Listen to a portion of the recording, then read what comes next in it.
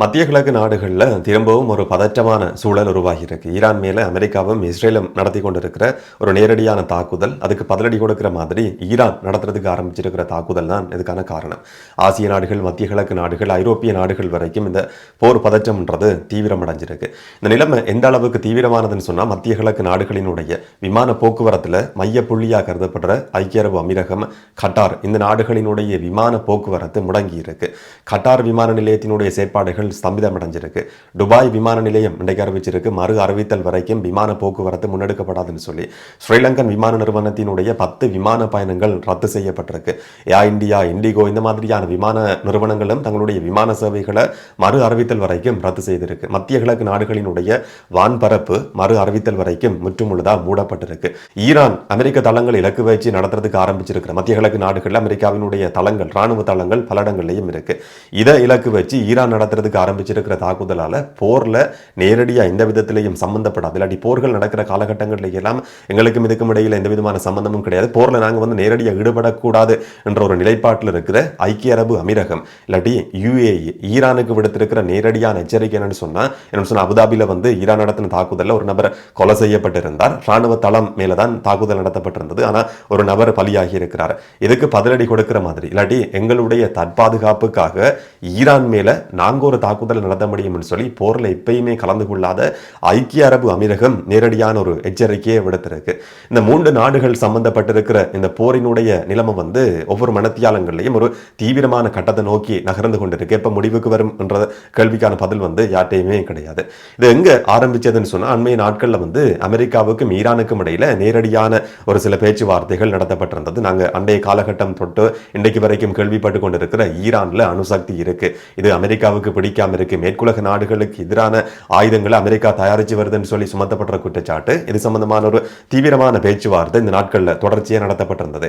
ஈரானுக்கும் அமெரிக்காவுக்கும் இடையிலான ஒரு நேரடியான பேச்சுவார்த்தையாக கூட இதை எடுத்துக்கொள்ள முடியும். அந்த பேச்சுவார்த்தை இப்ப தோல்வி அடைஞ்சிருக்கு என்ற அடிப்படையில் இஸ்ரேலும் அமெரிக்காவும் சேர்ந்து கொண்டு பல மாதங்களா திட்டமிட்டு இன்னைக்கு ஈரான் மேல ஒரு தாக்குதல் நடத்த ஆரம்பிச்சிருக்கு. ஈரானும் பதில் தாக்குதல் நடத்துறதுக்கு ஆரம்பிச்சிருக்கு. அமெரிக்க ஜனாதிபதி டொனால்ட் ட்ரம்ப் ஈரானுக்கு 2 நிபந்தனைகளை கொடுத்திருந்தார். கோரிக்கையும் கிடையாது, 2 நிபந்தனைகள் இந்த பேச்சுவார்த்தையில் விதிக்கப்பட்டிருந்தது. சரிவூட்டப்பட்டிருக்கிற யுரேனியத்தை எல்லாம் ஒரு கப்பல்ல ஏற்றி ஈரான்ல இருந்து எப்படியாவது வெளியேற்றணும், வேற எங்கேயாவது நீங்க கொண்டு போங்க, ஈரானுக்குள்ள சரிவூட்டப்பட்டிருக்கிற யுரேனியம் இருக்கக்கூடாதுன்னு சொல்லி ஒரு முக்கியமான நிபந்தனை விதிக்கப்பட்டிருந்தது. என்னன்னு சொன்னா, அணுசக்திக்கு தேவையான யுரேனியம் அதிக அளவுல சரிவூட்டப்படுது. அதிக அளவா சரிவூட்டப்பட்ட யுரேனியத்தை வச்சு கொண்டு ஒரு ஆபத்தான ஆயுதத்தை, அணு ஆயுதத்தை ஈரான் தயாரிக்குது என்றதுதான் ஈரான் மேல சுமத்தப்படுற குற்றச்சாட்டு. இந்த மாதிரி சரிவூட்டப்பட்டிருக்கிற யுரேனியத்தை எப்படியாவது ஈரான்ல இருந்து வெளியேற்றணும் சொல்லி ஒரு நிபந்தனை விதிக்கப்பட்டிருந்தது. அணுசக்தி கட்டமைப்புகள், அணுவாயுத தயாரிப்போட சம்பந்தப்பட்டிருக்கிற நிலையங்கள் எல்லாம் இழுத்து மூடப்படணும் சொல்லியும் அமெரிக்க ஜனாதிபதி டொனால்ட் ட்ரம்ப் ஒரு நிபந்தனையை வச்சிருந்தார். இதுக்கு அடிபணிய முடியாதுன்னு சொல்லி ஈரான் சொல்லி இருந்தது. தவிர இந்த மாதிரியான ஒரு ஆபத்தான அணு ஆயுதம் எங்கள்கிட்ட கிடையவே கிடையாது என்றதுதான் ஈரான் இன்றைக்கு வரைக்கும் சொல்லக்கூடிய ஒரு பதில். இது சம்பந்தமான ஒரு பேச்சுவார்த்தை நடத்தப்பட்டிருந்தது. பேச்சுவார்த்தை தோல்வி அடைஞ்சிருக்கு. ஒரு மோசமான தாக்குதலை ஈரான் மேல நடத்துறதுக்கு ஆரம்பிச்சிருக்கிறோம் சொல்லி தன்னுடைய ட்ரூத் மீடியாவில் அமெரிக்க ஜனாதிபதி டொனால்ட் ட்ரம்ப் அறிவிச்சிருக்கிறார்.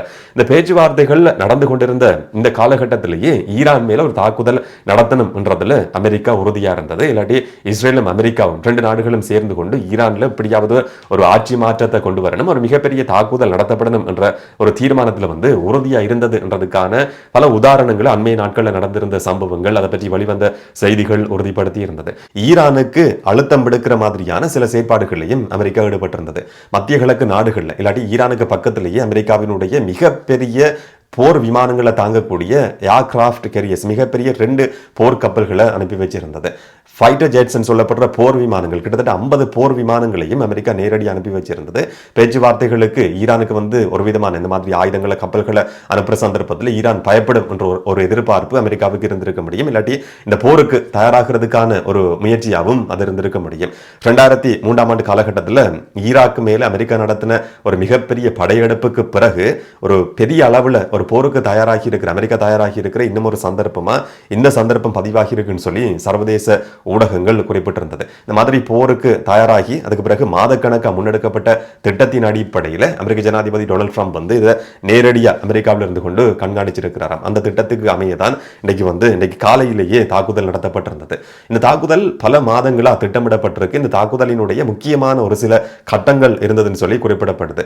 சாதாரணமான இடங்கள்ல தாக்குதல் நடத்துறதையும் விட ஈரானுடைய அரசியலோட சம்பந்தப்பட்டிருக்கிற நபர்கள் இல்லாட்டி முக்கியமான ஒரு நபராக கருதப்படுற ஈரானுடைய அதி உயர் தலைவர் அயத்தோல்லா அல் கமேனி அவருடைய உயிர் இல்லாட்டி அவரை கொலை செய்யணும் என்றதில் அமெரிக்கா உறுதியா இருந்திருக்கு.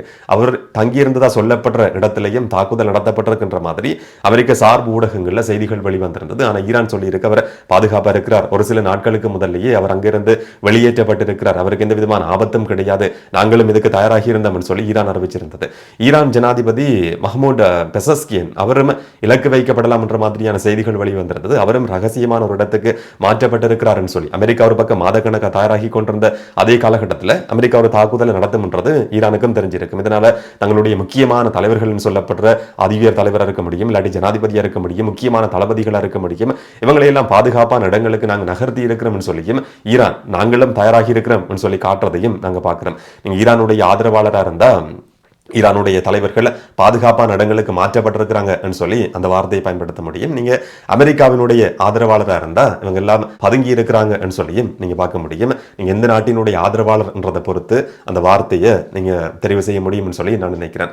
இந்த மாதிரியான தாக்குதல்ல இலக்கு வைக்கப்பட்டிருக்கிற ஒரு சில ராணுவ தளபதிகள் இருந்தாலும் கூட ஈரானுடைய ஒரு முக்கியமான நோக்கமா இருந்ததுன்னு சொன்னா சில தளபதிகள் இதுல சில நேரங்களில் கொலை செய்யப்படலாம். அப்படி தளபதிகள் கொலை செய்யப்பட்டாலுமே கூட அதுக்கு பதிலடி கொடுக்கிற மாதிரியான ஒரு ராணுவ திட்டம் தயாரிக்கப்பட்டிருந்ததாம். அந்த திட்டத்துக்கு அமைய அமெரிக்கா மேல பதிலடி கொடுக்கிறது, இஸ்ரேல் மேல பதிலடி கொடுக்கிறது, அமெரிக்காவினுடைய மத்திய கிழக்கு நாடுகள் இருக்கிற ராணுவ தளங்கள் இலக்கு வைக்கப்பட்டதுன்னு சொல்லி தளபதிகள் கொலை செய்யப்பட்டாலும் அந்த திட்டத்துக்கு அமைய பதிலடி கொடுக்கிறதுக்கான ஒரு முறைமையும் ஈரான்ட்ட இருந்தது என்ற மாதிரியான செய்திகளும் வெளிவந்திருந்தது.